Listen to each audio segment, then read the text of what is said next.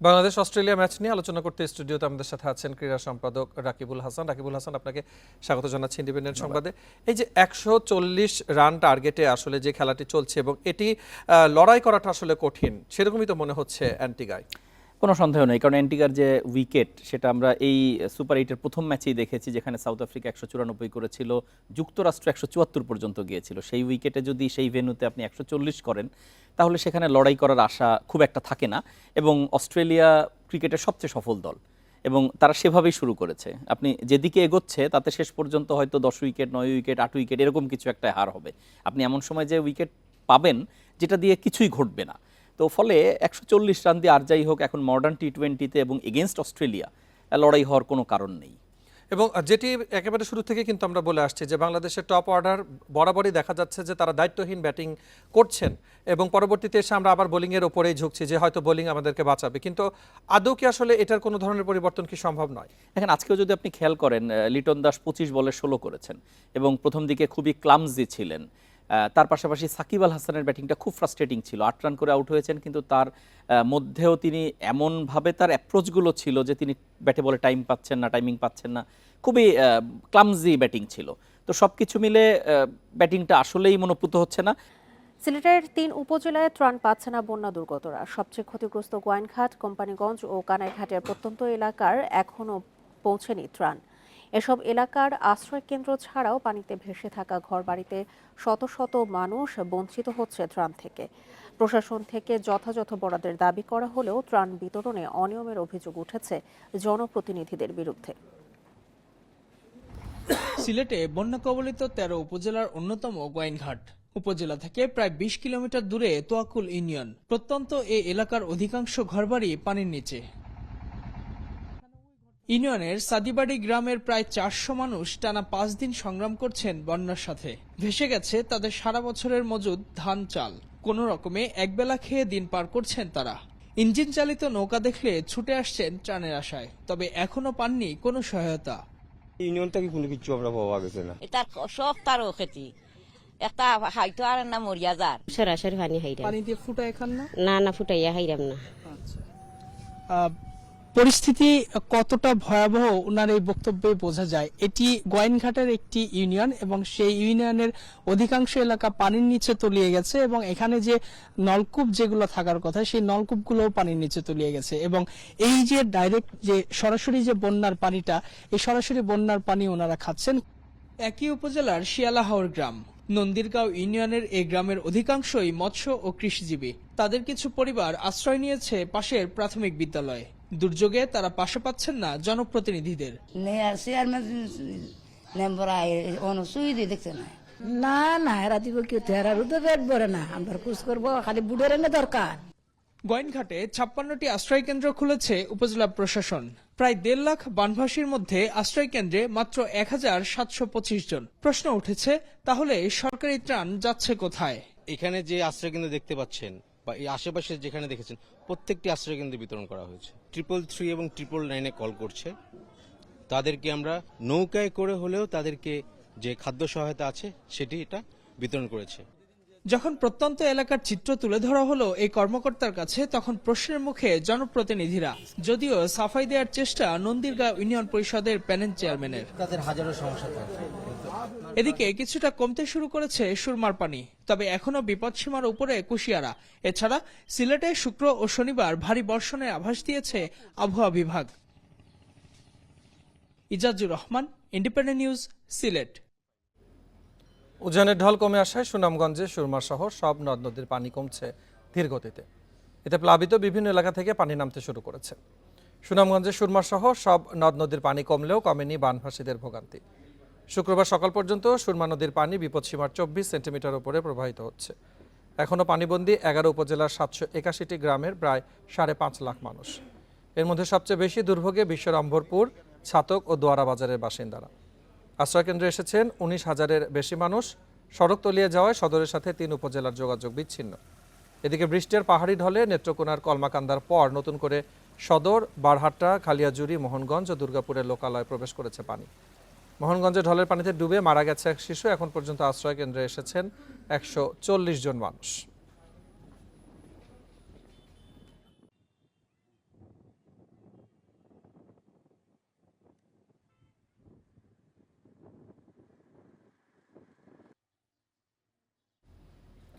উজানের ঢল কমে আসে সুনামগঞ্জে সুরমা সহ সব নদ নদীর পানি কমছে ধীর গতিতে। বন্যা পরিস্থিতি নিয়ে আরো জানাতে সুনামগঞ্জ থেকে যুক্ত হচ্ছেন সহকর্মী জাকির হোসেন। জাকির, সুনামগঞ্জে পানি কমতে শুরু করেছে বলে যেমনটি আমরা জানতে পেরেছি, আসলে পরিস্থিতি কি এবং সেখানকার যারা বন্যার্ত মানুষজন রয়েছেন আশ্রয় কেন্দ্রে তারা পর্যাপ্ত ধরনের সুযোগ সুবিধাগুলো পাচ্ছেন কিনা?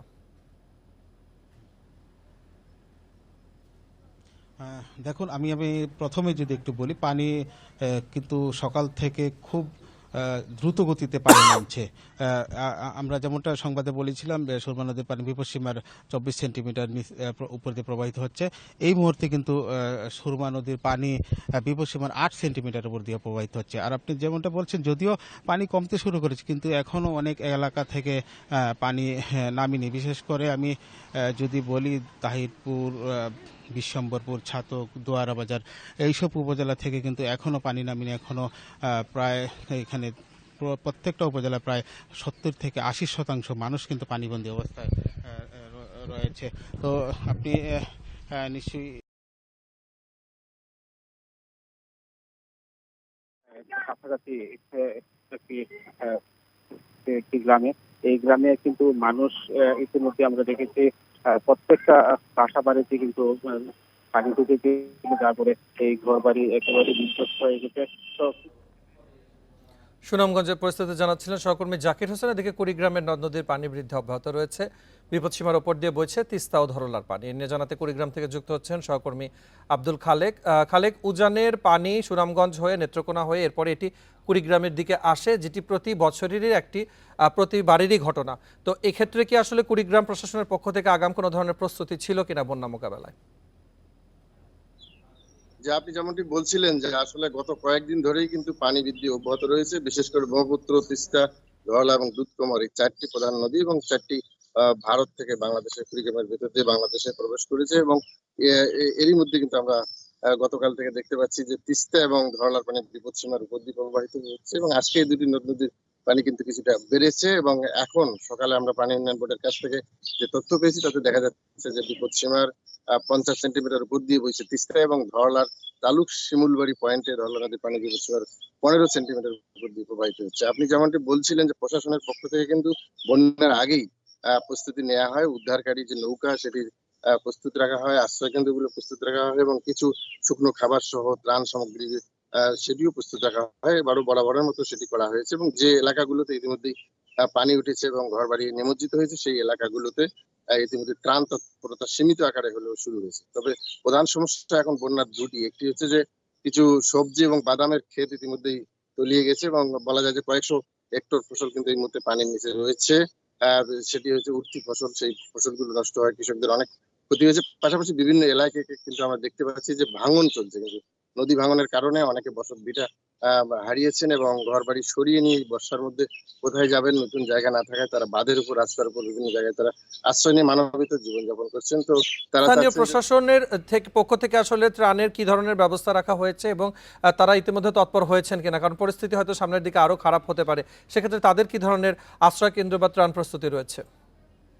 জি, আমি যেমনটি বলছিলাম যে প্রশাসনের পক্ষ থেকে ইতিমধ্যেই কিন্তু সার্বিক প্রস্তুতি নেওয়া হয়েছে এবং উপজেলা পর্যায়ে যে দুর্যোগ ব্যবস্থাপনা কমিটি আছে সেগুলোকে সক্রিয় করা হয়েছে এবং উদ্ধারের জন্য নৌকাও প্রস্তুত রাখা হয়েছে এবং কিছু কিছু এলাকায় সীমিত ভাবে ত্রাণ তৎপরতা শুরু হয়েছে, ব্যাপকভাবে এখনো হয়নি, যেহেতু এখনো বিস্তীর্ণ এলাকা এখনো প্লাবিত হয়নি। এই মুহূর্তে 10,000 মানুষ পানিবন্দী রয়েছে, তবে পানি বাড়তে থাকলে এই সংখ্যা আরো বাড়তে থাকবে, তখন প্রশাসনের পক্ষ থেকে ত্রাণ তৎপরতা আরো জোরদার করা হবে বলে আমাদেরকে জানানো হয়েছে।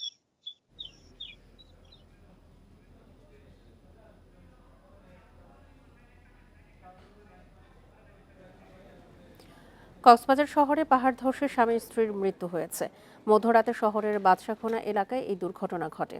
নিহতরা হলেন স্থানীয় উমর ফারুক জামে মসজিদের মুয়াজ্জিন আনোয়ার হোসেন ও তার স্ত্রী মাইমুনা আক্তার। প্রত্যক্ষদর্শীরা জানায় ভারী বৃষ্টিপাতের ফলে রাত 3টার দিকে পাহাড় ধসের ঘটনা ঘটে। পাহাড়ের মাটি সোজা এসে পড়ে আনোয়ার হোসেনের ঘরের চালে। দীর্ঘ 1 ঘন্টার চেষ্টায় স্থানীয়রা মাটি সরিয়ে আনোয়ার হোসেন ও তার স্ত্রী মাইমুনা আক্তারকে উদ্ধার করে কক্সবাজার সদর হাসপাতালে নিয়ে গেলে চিকিৎসক তাদের মৃত ঘোষণা করেন। তবে পাহাড় ধসে ঘরে থাকা অন্য কোনো সদস্য আহত হয়নি।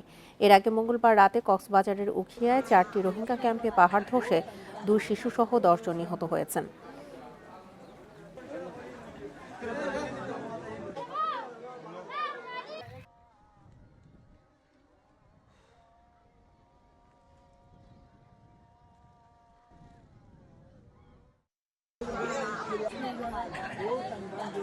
ভারতের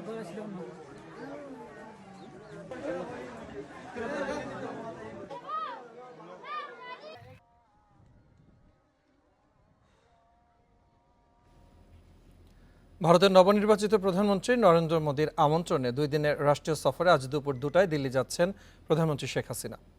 এই সফরে দুই দেশের বাণিজ্য, বিনিয়োগ, যোগাযোগ, নিরাপত্তা, বিদ্যুৎ সহযোগিতার পাশাপাশি তিস্তা ইস্যু নিয়ে আলোচনা হতে পারে। সই হতে পারে 10টি সমঝোতা স্মারক ও চুক্তি। জুনেই ভারতের নতুন সরকারের শপথ অনুষ্ঠানে যোগ দেন প্রধানমন্ত্রী শেখ হাসিনা। 8 থেকে 10 জুনের সফরে একান্তে বৈঠক করেন নরেন্দ্র মোদীর সঙ্গে। এ সময় শেখ হাসিনাকে দ্বিপাক্ষিক সফরের আমন্ত্রণ জানান মোদী। সে আমন্ত্রণে সাড়া দিয়ে শুক্রবার দুদিনের সফরে দিল্লি যাচ্ছেন প্রধানমন্ত্রী শেখ হাসিনা। বিজেপি টানা তৃতীয়বার সরকার গঠনের পর কোনো দেশের সরকার প্রধানের এটি প্রথম সফর। নির্বাচনের পরে দুই দেশের মধ্যে আলাপ আলোচনা, নেতৃবৃন্দের মধ্যে সম্পর্কের গতি কীরকম সেটার একটা মূল্যায়ন। বিশেষ করে আমার ধারণা যে বাংলাদেশে ভারত যে $8 বিলিয়ন লোন আমাদেরকে দিয়েছে তার কিন্তু এখনো পর্যন্ত 20% বেশি কিন্তু ব্যবহৃত হয়নি। এখন এই জায়গাটায় আমার ধারণা একটুখানি বেশি মনোযোগ দিয়ে দেখা দরকার যে কেন হচ্ছে না। সফরে দিল্লির অগ্রাধিকার নিরাপত্তা ইস্যু আর ঢাকার অগ্রাধিকার পানি। তিস্তা সহ অন্যান্য নদীর পানি বন্টন ইস্যুর সুরাহা হয়নি এখনো। এছাড়া সীমান্তে বাংলাদেশি হত্যা এবং বাণিজ্যের কিছু কিছু ক্ষেত্রে শুল্ক সংক্রান্ত জটিলতা রয়েছে। আমরা অনেক বেশি ইম্পোর্ট করি ভারত থেকে, ভারতও ওই পরিমাণ ইম্পোর্ট করে না। সেক্ষেত্রে একটা বিরাট ট্রেড গ্যাপ রয়েছে। সেটাও কিভাবে আমরা কমিয়ে নিয়ে আসতে পারি, ভারতের বাজারে আমরা কিভাবে যেতে পারি, সেটা একটা ইম্পর্টেন্ট। সীমান্ত একটা ইম্পর্টেন্ট। দ্বিপাক্ষিক সম্পর্কের ক্ষেত্রে আমি মনে করি তিস্তা চুক্তির একটা সমাধান ইনশাল্লাহ আমরা আশা করতে পারি। শেখ হাসিনার সরকার এই তিস্তাটা না করতে পারে, সেক্ষেত্রে মমতার কেউ বাইরে থেকে একটা প্রেশার ছিল। তো এখন সেই জায়গাটায় আমি মনে করি নেই। সেন্ট মার্টিনসে মিয়ানমারের গুলি এবং দেশটির ভেতরে চলমান সংঘাতের আঁচ মোকাবিলায় ভারতের সঙ্গে আলোচনার তাগিদ কূটনীতিবিদদের। মিয়ানমারের ভেতরে কিন্তু একটা বড় ধরনের মানবিক সমস্যা তৈরি হচ্ছে এবং সেই ক্ষেত্রে বাংলাদেশ বলেন, ভারত বলেন, চীন বলেন, সকলেরই কিন্তু আমরা এফেক্টেড হওয়ার আশঙ্কা কিন্তু থাকছে। তো কাজেই এই বিষয়গুলো নিয়ে আমার ধারণা পারস্পরিকভাবে আলোচনার একটা সুযোগ আছে। শনিবার সকালে ভারতের রাষ্ট্রপতি ভবনে প্রধানমন্ত্রী শেখ হাসিনাকে লাল গালিচা সংবর্ধনা ও গার্ড অব অনার দেয়া হবে। পরে হায়দ্রাবাদ হাউসে নরেন্দ্র মোদীর সঙ্গে বৈঠক। ভারতের রাষ্ট্রপতি দ্রৌপদী মুর্মুর সঙ্গেও সাক্ষাৎ করবেন শেখ হাসিনা। অনিমেষ কর, ইন্ডিপেন্ডেন্ট নিউজ, ঢাকা। বঙ্গবন্ধু, বাংলাদেশ ও আওয়ামী লীগের ইতিহাস এক সূত্রে গাঁথা। ইতিহাসের নানা বাঁক বদলের এমন চিত্রই মূর্ত হয়ে উঠেছে তেজগাঁওয়ে ঢাকা জেলা আওয়ামী লীগের কার্যালয়ে। আছে ৭৫ বছরে আওয়ামী লীগের সংকট, সংগ্রাম ও অর্জনের পাশাপাশি প্রধানমন্ত্রী শেখ হাসিনার বলিষ্ঠ নেতৃত্ব ও আন্তর্জাতিক স্বীকৃতির উপস্থাপন। সকলের জন্য উন্মুক্ত এই প্রদর্শনী চলবে ৩০ জুন পর্যন্ত। ইতিহাস কথা কয়, এ বাক্য যেন জীবন্ত হয়ে উঠেছে ছবিগুলোতে। তেজগাঁয়ে ঢাকা জেলা আওয়ামী লীগের কার্যালয়ে ঢুকলে মনে হবে যেন এক ঐতিহাসিক সংগ্রহশালা। আলোকচিত্রে তুলে ধরা হয়েছে শেখ মুজিবের শৈশব থেকে বঙ্গবন্ধু হয়ে ওঠার গল্প। আছে ভাষা আন্দোলন থেকে স্বাধীনতা সংগ্রামে নেতৃত্ব দিয়ে জাতির পিতা হয়ে ওঠা সহ বাঁকবদলের নানা ছবি। ইতিহাস বিকৃতি রোধ এবং তরুণ প্রজন্মের সামনে প্রকৃত ইতিহাস তুলে ধরতেই জয়িতা প্রকাশনীর সহযোগিতায় ইতিহাসের গতিধারায় বঙ্গবন্ধু থেকে শেখ হাসিনা শীর্ষক এ আলোকচিত্র প্রদর্শনী। সঠিক ইতিহাসটা তুলে ধরার আমরা চেষ্টা করেছি সংক্ষিপ্ত কিছু চিত্রে, স্থিরচিত্রের মাধ্যমে। সেটা বঙ্গবন্ধুর সেই ছাত্রলীগ প্রতিষ্ঠা থেকে শুরু করে 48 সাল থেকে 49 আওয়ামী লীগ, তারপরে ভাষা আন্দোলন, ৬ দফা আন্দোলন, ৬৯ গণঅভ্যুত্থান, মুক্তিযুদ্ধ, যেটা বঙ্গবন্ধুর স্বপ্ন ছিল তিনি একদিন বাংলাদেশে স্বাধীন করবেন। ৭৫ বছরের পথচলায় আওয়ামী লীগের সংকট, সংগ্রাম ও অর্জনের সমৃদ্ধ ইতিহাস তুলে ধরা হয়েছে প্রদর্শনীতে। আছে বঙ্গবন্ধু কন্যা শেখ হাসিনার বলিষ্ঠ নেতৃত্ব ও আন্তর্জাতিক স্বীকৃতির উপস্থাপন। বঙ্গবন্ধু কিভাবে একজন সাধারণ ছাত্রনেতা থেকে তিনি বঙ্গবন্ধুতে উপাধি লাভ করেছেন, সেটি মূলত এখানে আমাদের প্রামাণ্যচিত্রের মধ্য দিয়ে আমরা উপস্থাপন করেছি। এবং আমাদের প্রিয় নেত্রী বঙ্গবন্ধু কন্যা দেশরত্ন শেখ হাসিনা সেই 1981 সালে এই বাংলাদেশে পদার্পণের পর বঙ্গবন্ধুর অবর্তমানে এই ঝঞ্ঝা বিক্ষুব্ধ আওয়ামী লীগকে তিনি 40 বছর কিভাবে নেতৃত্ব দিয়ে আজকের বর্তমান আওয়ামী লীগে প্রতিষ্ঠা করেছেন, সেই বিষয়গুলি আমরা এখানে মূলত উপস্থাপন করেছি। আওয়ামী লীগের প্রতিষ্ঠা বার্ষিক ও 6 দফা দিবস উপলক্ষে 7 জুন প্রধানমন্ত্রী শেখ হাসিনা এ প্রদর্শনী উদ্বোধন করেন। চলবে 30 জুন পর্যন্ত। এরপর শোকের মাস আগস্টে আরেকটি তথ্যচিত্র প্রদর্শনী করবে ঢাকা জেলা আওয়ামী লীগ। সময়রেখায় হাজার বছর শ্রেষ্ঠ বাঙালির জীবনের নানা দিক উঠে এসেছে এই প্রদর্শনীতে। বঙ্গবন্ধু তার 55 বছরের জীবনের প্রায় 13 বছর কাটিয়েছেন কারাগারে। দিনের হিসেবে যা 4682 দিন, এবং সেই সময়ের চিত্রগুলি আমরা এখানে দেখতে পাই। বঙ্গবন্ধু বাঙালিকে মুক্তি দিতে তার জীবনের শ্রেষ্ঠ সময় কাটিয়েছেন কারাগারে, কিন্তু স্বাধীন করেছেন দেশকে, প্রিয় মাতৃভূমিকে। অনিমেষ কর, ইন্ডিপেন্ডেন্ট নিউজ, ঢাকা। বাংলাদেশে আশ্রিত রোহিঙ্গাদের একাধিক সন্ত্রাসী গ্রুপ অত্যাধুনিক অস্ত্রে তটস্থ করে রেখেছে উখিয়া টেকনাফের জনপদ। রাতে ক্যাম্পগুলোতে নেমে আসে অপহরণ, আতঙ্ক, অস্ত্রের মহড়া চলে রোহিঙ্গা শিবিরের বাইরেও। গত 6 মাসে শুধু ক্যাম্পে খুন হয়েছে 20 থেকে 22 জন রোহিঙ্গা। কক্সবাজারের উখিয়া ও টেকনাফের 34টি শিবিরে বাস করে প্রায় 10 লাখ রোহিঙ্গা। আশ্রয় নেয়ার কিছুদিন পরেই আধিপত্য বিস্তারকে কেন্দ্র করে তাদের মাঝে তৈরি হয় একাধিক সশস্ত্র গ্রুপ, শুরু হয় খুনোখুনি। পুলিশের হিসাবে গত 6 মাসে ক্যাম্পগুলোতে নিজেদের বিরুদ্ধে লাশ পড়েছে 20 থেকে 22টি। অত্যাধুনিক অস্ত্রের মুখে অপহরণ হয়েছে অনেকে। এ কারণে 1 ও 4 নাম্বার সহ অনেক ক্যাম্পে রাত জেগে পাহারার ব্যবস্থা করা হয়েছে। আমরা প্রতিদিন রাতে এবং সকালে পাহারা বসাই। রাতে 5 জন ও সকালে 5 জন করে ক্যাম্পে পাহারা দেয়। প্রায় রাতেই গোলাগুলি হয়, প্রতিপক্ষকে মেরে ফেলে তারা পালিয়ে যায়। রাতের বেলায় মুখে কাপড় বেঁধে এসে একে অপরের উপর হামলা চালায়, কুপিয়ে ও গুলি করে তারা পালিয়ে যায়। আমরা তাদেরকে চিনি না। রোহিঙ্গা সন্ত্রাসীদের ভয়ে আতঙ্কে আছে স্থানীয় বাঙালিরাও। তারা বলছেন যুদ্ধে ব্যবহার হয় এমন ভারী অস্ত্র দেখা যায় রোহিঙ্গাদের হাতে। তাদের মধ্যে বিভিন্ন গ্রুপ আছে। এই গ্রুপের কারণে এবং মরণ নেশা, ইয়াবা কারবারের অর্থের কারণে এই হত্যাকাণ্ডগুলো হচ্ছে বলে আমার মনে হয়। পুলিশ বলছে নানা সময়ে অভিযান চালিয়ে অনেক অস্ত্র উদ্ধার করা হয়েছে। গত 6 মাসে প্রায় 20 থেকে 22টা মার্ডার হয়েছে বিভিন্ন ঘটনায়। সেগুলো থানায় মামলা হয়েছে এবং আসামি অনেককে ধরা হয়েছে।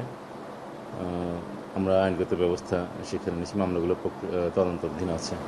আইন শৃঙ্খলা নিয়ন্ত্রণে আরও অভিযান চালানো হবে বলে জানিয়েছে পুলিশ।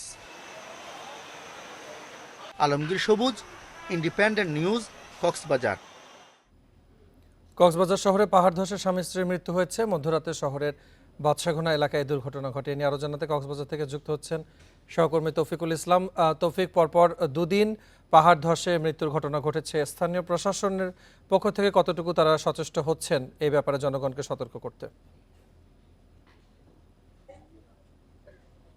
হ্যাঁ, তার আগে একটু বলে রাখি, আমি যে জায়গায় দাঁড়িয়ে আছি তার পেছনের 100 গজের মধ্যে পাহাড় ধসের ঘটনাটি ঘটেছে। সেখানে স্বামী স্ত্রী দুজনই মারা গেছে এবং এর পরপরই সকালে আমরা দেখেছি এখানকার স্থানীয় ওয়ার্ড কাউন্সিলর, কক্সবাজার পৌরসভার প্যানেল মেয়র মিসবাউদ্দিন কবির, তিনি এখানে এসে পরিদর্শন করে গেছেন এবং যে নিহত স্বজনদের সাথে তিনি কথা বলেছেন এবং এলাকাবাসীর সাথে কথা বলতে আমরা দেখেছি। তিনি এই এলাকার মানুষদেরকে একটু সচেতন হওয়ার পরামর্শ দিয়েছেন। বললেন যেহেতু ভারী বৃষ্টি হচ্ছে, বৃষ্টির কারণে এখানে পাহাড় ধসের যে একটা আশঙ্কা সেটি থেকে যায়।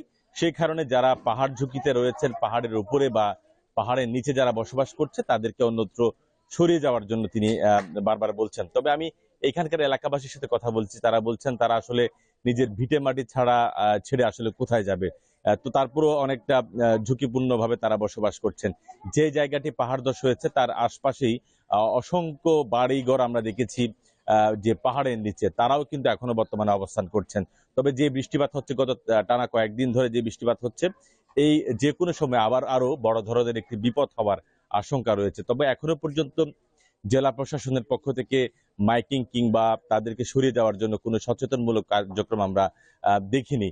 তবে এখানকার বারবারই অভিযোগ করছেন যে পাহাড় ধসের যখন মধ্যরাতে অর্থাৎ 3টার দিকে যখন পাহাড় ধসটি হয়েছে, তখন তারা বারবার ফায়ার সার্ভিসের কাছে অনুরোধ করেছিলেন উদ্ধার কার্যক্রম পরিচালনা করবার জন্য। তাদের কোনো সাড়া তারা পাননি বলে সেরকমই জানিয়েছে। তবে স্থানীয় এবং এখানকার মানুষজনদের সহযোগিতায় মাটির নিচ থেকে স্বামী স্ত্রী দুজনের মরদেহ উদ্ধার করে এবং তাদেরকে তারা বর্তমানে কক্সবাজার সদর হাসপাতালের তাদেরকে মর্গে রাখা হয়েছে।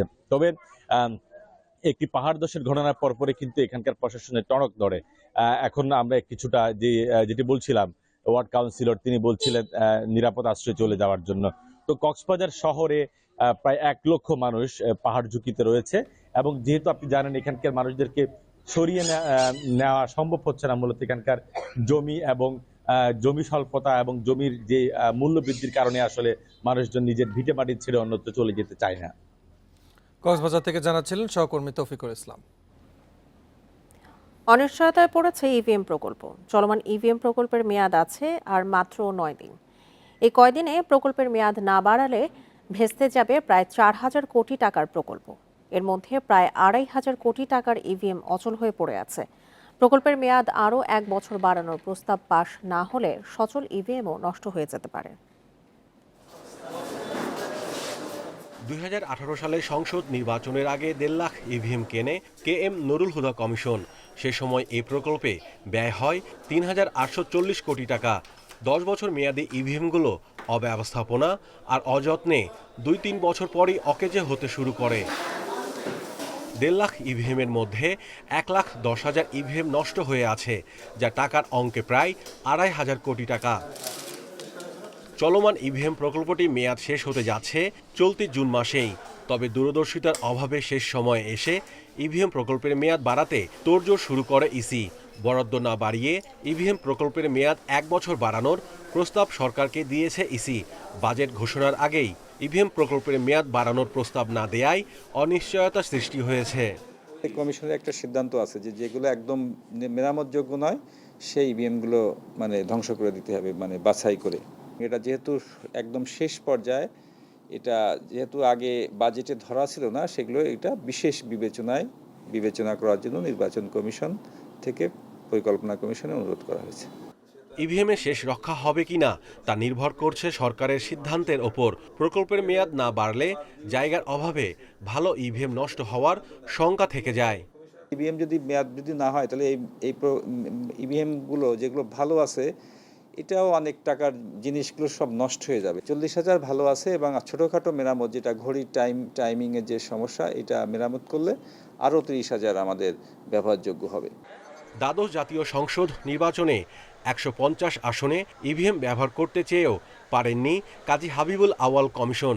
কিন্তু উপনির্বাচন ও স্থানীয় সরকার নির্বাচন মিলে প্রায় 1,500 ভোট হয়েছে ইভিএমে। Mahmudul Hasan, Independent News, Dhaka. 2030 সালের মধ্যে দেশের মোট যানবাহনের 3 ভাগের 1 ভাগ হবে বৈদ্যুতিক। এ লক্ষ্যে কাজ শুরু করেছে সরকার। তুলনামূলক কম হবে এসব গাড়ির শুল্ক ও নিবন্ধন ব্যয়। বৈদ্যুতিক গাড়িতে গুরুত্ব দিয়ে এতে সরকারকে প্রণোদনা দেওয়ার পরামর্শ বিশেষজ্ঞদের। তাদের মতে পরিবেশ রক্ষা, টেকসই উন্নয়ন ও জ্বালানি সাশ্রয়ে বৈদ্যুতিক গাড়ির কোনো বিকল্প নেই। লিথিয়াম ব্যাটারির বৈপ্লবিক উন্নয়ন ও কারিগরি উৎকর্ষে বিশ্ববাজার দখল করে নিচ্ছে পরিবেশ বান্ধব বৈদ্যুতিক গাড়ি। অভিজাত দামি গাড়ি থেকে শুরু করে 2 বা 3 চাকার এসব যানবাহনের উৎপাদন ব্যবহার বাড়ছে দ্রুত গতিতে। কম জ্বালানি খরচ, বায়ু ও শব্দ দূষণমুক্ত তাপ উৎপাদন করে না বলে ক্রমেই জনপ্রিয় হচ্ছে বৈদ্যুতিক গাড়ি। যুক্তরাষ্ট্রের টেসলার পাশাপাশি জাপান, জার্মান ও চীনা নামিদামি কোম্পানিগুলোর ঝোঁক এখন বৈদ্যুতিক গাড়িতে। তবে উচ্চ মূল্য ও নিবন্ধন ব্যয় সাধারণ গাড়ির সমান বলে বাংলাদেশে এ ধরনের গাড়িতে এখনও পিছিয়ে। বৈদ্যুতিক গাড়ি উৎসাহিত করতে এর শুল্ক ও নিবন্ধন খরচ কমাচ্ছে সরকার। বিআরটিসির জন্য ভারত থেকে আনা হচ্ছে 100 বৈদ্যুতিক বাস। আমাদের টার্গেট 2030-এর মধ্যে অলমোস্ট 1/3 গাড়িকে ইলেকট্রিক ভেহিকেলে রূপান্তর করা। সেক্ষেত্রে কিছু প্রণোদনার বিষয়ে প্রস্তাব আছে, সেটা কিন্তু নীতিমালার মধ্যে বলা আছে এনবিআর এই বিষয়ে কিছু প্রণোদনা দিবে। বিশেষজ্ঞদের মতে বৈদ্যুতিক গাড়িতে এগিয়ে এলে জ্বালানি তেলের আমদানি খরচ কমবে, বাঁচবে পরিবেশ। নতুন গাড়ির কেনার ক্ষেত্রেও চায়না যেমন সাবসিডি দেয়, আমেরিকাও কিন্তু এখন সাবসিডি দিচ্ছে, পাশের দেশ ভারতও কিন্তু সাবসিডির কথা চিন্তা করেছে। সো আমাদেরকে ইনসেন্টিভাইজ করে এগুলিকে খুব দ্রুত ফেজ আউট যদি আমরা করতে পারি, তাহলে পরিবেশ বান্ধব আমরা একটা পরিবহন ব্যবস্থা পাবো। বৈদ্যুতিক গাড়ি রক্ষণাবেক্ষণে দক্ষ জনবল তৈরির আহ্বান বিশেষজ্ঞদের। এর ব্যাটারি ডিসপোজাল নীতিমালা প্রণয়ন জরুরি বলেও মত তাদের। Hasif Mahmud Shah, independent News, Dhaka. গত এক যুগে গরুর চামড়ার সরকার নির্ধারিত দাম কমেছে 33% বেশি। এবারও নির্ধারিত দামে বিক্রি হয়নি কাঁচা চামড়া। প্রতিটি গরুর চামড়া আকারভেদে বিক্রি হয়েছে 300 থেকে 900 টাকার মধ্যে। আড়তদাররা বলছেন ট্যানারিতে চাহিদা না থাকায় দাম কম। ট্যানারি মালিকদের দাবি চামড়ার রপ্তানি মূল্যও কমেছে। 2013 সালে ব্যবসায়ীদের সঙ্গে বৈঠক করে ঢাকায় লবণযুক্ত প্রতি বর্গফুট গরুর চামড়ার দাম 85 থেকে 90 টাকা নির্ধারণ করে বাণিজ্য মন্ত্রণালয়। এরপর কমতে কমতে 2020 সালে চামড়ার দাম ঠেকে 35 টাকা বর্গফুটে। এবছর কোরবানির গরুর চামড়ার দাম নির্ধারিত হয় 55 থেকে 60 টাকায়। ঢাকায় এক একটি গরুর লবণজাত চামড়ার সর্বনিম্ন দাম ধরা হয় 1200 টাকা। প্রতি পিস চামড়ায় লবণ দিতে খরচ হয় 300 টাকার মতো। সে হিসেবে লবণ ছাড়া চামড়ার দামে সন্তুষ্ট নন মৌসুমি ব্যবসায়ীরা। এই চামড়ার রেট থাকবে হলো 1200-1400 টাকা, ওই জায়গায় বলতেছে 500-600। দুইটা আমার কিনা 1700 টাকা, বিক্রি 1900 টাকা বলতেছে। এর মধ্যে গাড়ি ভাড়া আছে, আমাদের খাটনি আছে। বিষয়টা এরকম, লবণযুক্ত চামড়া হলো 1200 টাকা, সেই ক্ষেত্রে রটাকে আপনার পারচেস করতে হবে 8 থেকে 850-এর ভিতরে। ধারণা করা হয় 1 লাখ টাকার নিচের গরুর চামড়া 20 থেকে 24 বর্গফুট, 1.5 লাখ টাকার গরুর চামড়া 26 থেকে 30 বর্গফুট, আর 2 লাখ টাকার বেশি দামে কেনা গরুর চামড়া হতে পারে 32 থেকে 38 বর্গফুট। প্রক্রিয়াজাতের কয়েক ধাপে রাসায়নিক সহ বিভিন্ন খরচ বাড়ায় কাঁচা চামড়ার দাম বাড়ানো সম্ভব নয় বলে দাবি ট্যানারি মালিকদের। কেমিক্যালের ডিউটি কমানো হয়নি, সুতরাং ডলার প্রাইস বেড়েছে। সুতরাং আপনি জানেন যে আমাদের ইম্পোর্ট খরচ অনেক বেড়ে গেছে, যার কারণে আমাদের কিন্তু চামড়াটা কস্টিং এর ভিতরে রাখতে হবে। $1 20 সেন্ট, 25 সেন্ট, 30 সেন্টের বেশি কিন্তু সেল করতে পারছে না। তাহলে কিন্তু যারা হলো মূলত যাদের কমপ্লায়েন্স নাই, তারা সেলিং প্রাইসটাও কিন্তু মোরলেস কিন্তু 55 থেকে 60%-এর জায়গায় চলে এসছে। তো এইটা হলো চামড়ার দাম কমার অন্যতম একটা কারণ। ইউক্রেন রাশিয়া যুদ্ধের প্রভাবে পশ্চিমা দেশগুলোতে চামড়ার চাহিদা কমেছে, সেই সাথে চীনের সিনথেটিক লেদার বিশ্ববাজারে নেতিবাচক প্রভাব ফেলছে বলে মত পর্যবেক্ষকদের। Hari Saha, Independent News, Dhaka. বছর না পেরোতেই অকেজো রাজশাহী নগরীর প্রায় 5 কোটি টাকার সৌর সড়কবাতি। নগর আলোকিত করার প্রকল্প ডুবেছে অন্ধকারে। স্থানীয়দের অভিযোগ, সোলার প্যানেল, ব্যাটারি সহ সব সরঞ্জামই নিম্নমানের হওয়ায় সুফল মেলেনি নগরবাসীর। প্রকল্পে অনিয়মের প্রমাণ পেলে ব্যবস্থার আশ্বাস জেলা প্রশাসকের। এদিকে বাতিগুলো সচল করতে নতুন বরাদ্দের অপেক্ষায় কর্তৃপক্ষ। সূর্যের তাপে সোলার প্যানেল চার্জ হয়ে নগরীকে আলোকিত রাখতে বসানো হয়েছিল এসব সড়কবাতি। রাজশাহীর পবা উপজেলার 8টি ইউনিয়ন ও 2টি পৌরসভায় বসানো হয় 855টি সৌরবাতি। 2019-20 অর্থবছরে ত্রাণ পুনর্বাসন ও দুর্যোগ ব্যবস্থাপনা অধিদপ্তরে নেয়া এ প্রকল্পে ব্যয় প্রায় 5 কোটি টাকা। প্রতিটি ল্যাম্পপোস্ট বাবদ বরাদ্দ প্রায় 55,500 টাকা। কিন্তু বছর না ঘুরতেই অচল সৌরবাতিগুলো। উন্নয়নের একটু অগ্রগতি হবে, সেই অবস্থাতে সোলার বাতিগুলো আসলে আমাদের আশা পূরণ করতে পারে নাই। সোলার প্যানেল বসানো হয়েছিল, সেটা মাত্র 1.5 বছর চলার পরে ওটা বন্ধ হয়ে যায় এবং এটা ঠিক করার জন্য একবার এক মিস্ত্রি গিয়েছিল, এরপরে ওটা ঠিক হয়নি। 3 বছরের ওয়ারেন্টি থাকলেও অকেজো সৌরবাতিগুলো সচল করেনি ঠিকাদার প্রতিষ্ঠান। নতুন বরাদ্দ পাওয়ার অপেক্ষায় জেলা ত্রাণ ও পুনর্বাসন কর্তৃপক্ষ। আমরা বিভিন্ন মহলে বিভিন্ন পর্যায়ে কথা বলার চেষ্টা করছি, যাতে যেহেতু এটার সার্ভিস পিরিয়ড শেষ হয়ে গেছে, সেই ক্ষেত্রে এটা বিশেষ কোনো উদ্যোগ নিয়ে এগুলো মেরামত করা যায় কিনা সেই বিষয় নিয়ে কথাবার্তা চলছে। এক্ষেত্রে কোনো অনিয়মের প্রমাণ পেলে ব্যবস্থা নেওয়ার আশ্বাস জেলা প্রশাসকের। তদন্ত করে যারা দায়ী তাদের শনাক্ত করা আমাদের প্রথম কাজ, তাদের বিরুদ্ধে আইনগত যে ব্যবস্থা গ্রহণ করা, সেক্ষেত্রে নিয়ন্ত্রণকারী কর্তৃপক্ষ যারা রয়েছেন তাদের কাছে আমরা লিখব। আমরা আশা করি এ ধরনের যদি কারচুপি হয়ে থাকে তাহলে তারা কঠিন শাস্তির আওতায় আসবে। সরকারি ব্যয়বহুল প্রকল্পে মানহীন সরঞ্জাম ব্যবহার এবং দায়সারা কাজের অভিযোগ স্থানীয়দের। দ্রুত দায়ীদের বিরুদ্ধে আইনগত ব্যবস্থা নেওয়ার দাবি তাদের। Mustafizur Rahman, independent news, Rajshahi. সংযোগ সড়ক তৈরি না হওয়ায় দীর্ঘদিন ধরে সেতুর সুবিধা পাচ্ছেন না মানিকগঞ্জের ঘিওরে ৩০ গ্রামের মানুষ। কালীগঙ্গা নদীর ওপর ৩৪ কোটি টাকায় ২ বছর আগে সেতুর কাজ শেষ হলেও শুরু হয়নি ৬৩০ মিটার দীর্ঘ সড়কের কাজ। তবে এলজিইডি বলছে জটিলতা কেটে গেছে, শিগগিরই সংযোগ সড়ক নির্মাণ শুরু হবে। ২০২২ সালের জুনে কালীগঙ্গা নদীর উপর সংযোগ সড়ক সহ এই সেতুটির নির্মাণ কাজ শেষ হওয়ার কথা ছিল। সেতুর কাজ শেষ হলেও এখনও নির্মাণ হয়নি সংযোগ সড়ক।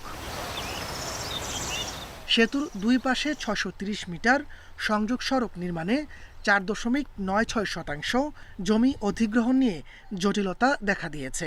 এতে সংযোগ সড়ক নির্মাণ থমকে গেছে। চলাচলে দুর্ভোগ পোহাচ্ছেন ৩০ গ্রামের মানুষ। ব্রিজটা দাঁড়িয়ে কোনো কাজে লাগতেছে না। এখন ব্রিজটা চালালে সে হয়তো রিক্সাওয়ালা রিক্সা পাইলো নাকি গাড়িওয়ালা গাড়ি চালাইলো, অনেক লোক তো যাতায়াত করে এই জায়গায়।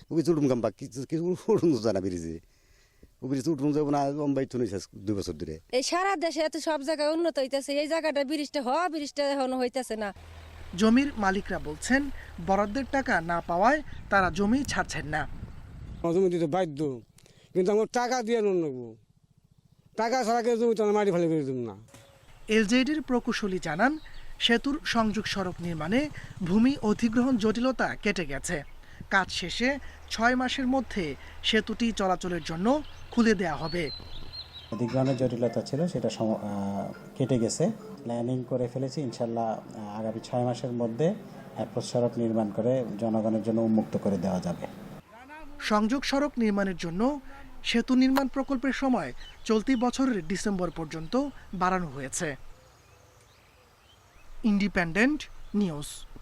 ডায়াবেটিস রোগীদের জন্য তুলনামূলক নিরাপদ ব্রি ১০৫ জাতের ধান এই প্রথম সফলভাবে চাষ হয়েছে খুলনায়। বাংলাদেশ ধান গবেষণা ইনস্টিটিউটের উদ্ভাবিত এই ডায়াবেটিক ধানে রয়েছে স্বল্প পরিমাণ কার্বোহাইড্রেট। পুষ্টিকর উচ্চ ফলনশীল এই জাতের ধান আগামীতে বাণিজ্যিকভাবে চাষে আগ্রহী হচ্ছেন কৃষকরা। খুলনার ডুমুরিয়ার টিপনা গ্রামের কৃষক শেখ মঞ্জুর রহমান, তিনি এবছর ৪ বিঘা জমিতে চাষ করেছেন বিরি ১০৫ অর্থাৎ ডায়াবেটিক ধান। দেখতে বোরোর অন্য জাতের মতো দেখালেও বৈশিষ্ট্যগতভাবে এটি আলাদা। এই ধানের চাল লম্বা ও চিকন। মাঠে বীজ লাগানোর পর ১৫০ দিনের মধ্যে ধান সংগ্রহ করা যায়। এই ধান চাষে কীটনাশক খরচ যেমন কম, তেমনি সেচও লাগে কম। অন্য ধানে যেরকম কীটনাশক বা ছত্রাক স্প্রে করতে আমার বিঘা প্রতি ২,০০০ টাকা খরচ হয়, সেখানে আমার ৩ বিঘা জমিতে ৬,০০০ টাকা খরচ হতো অন্য ধান করতে গেলে। এই ধানে ফলন বেশি হওয়ায় অন্যান্য কৃষকরাও তা চাষে আগ্রহী হয়ে উঠেছেন। বিরি ১০৫-এর ফলনটা এই বছর আমরা খুবই ভালো দেখছি এবং এর রোগবালাই কম। কৃষি কর্মকর্তারা বলছেন ধানটিতে জিআই এর মান ৫৫, চালে অ্যামোলাইজের পরিমাণ ২৭%, প্রোটিনের পরিমাণ ৭.৩%। এটি ডায়াবেটিস রোগীদের জন্য খুবই উপকারী। এই কারণেই একে ডায়াবেটিক ধান বলা হচ্ছে। আমরা সাধারণ ভাতের কথা চিন্তা করি, তার তুলনায় কিন্তু অনেক কম। তাহলে মানুষ কিন্তু এটা খাওয়া দাওয়া খেলে যারা ডায়াবেটিক পেশেন্ট আছে তাদের যে গ্লুকোজ লেভেলটা বাড়ে সেটা কিন্তু ওইভাবে বাড়বে না। বাংলাদেশ ধান গবেষণা ইনস্টিটিউটের মহাপরিচালক বলছেন, দেশে ও বিদেশে এই ধানের চালের বাণিজ্যিকভাবে ব্যাপক চাহিদা রয়েছে। এটা একটা হলো আমাদের দেশেই তো মার্কেট আছে, ডায়াবেটিক পেশেন্ট যারা আছে তাদের একটা দেশে মার্কেট আছে, এবং এটা যদি আমরা মনে করি বাহিরে রপ্তানি করবো ডায়াবেটিক ক্রাইসিস হবে, সেটারও কিন্তু একটা বিশাল ভ্যালু আছে। বিরি ১০৫ একটি উচ্চ ফলনশীল জাতের ধান, যার বীজ কৃষকরা নিজেরাই উৎপাদন ও সংরক্ষণ করতে পারবেন। ফলে কৃষককে বীজের জন্য অন্য দেশ বা কোনো কোম্পানির উপর নির্ভরশীল হতে হবে না। অভিজিৎ পাল, ইন্ডিপেন্ডেন্ট নিউজ, খুলনা। এই ছিল এখনকার সংবাদে। এছাড়া ইন্ডিপেন্ডেন্ট টেলিভিশনের সব খবর আরও বিস্তারিত জানতে চোখ রাখুন ফেসবুক, ইউটিউব এবং এক্সে। ধন্যবাদ সবাইকে। আমন্ত্রণ পরের আয়োজনে।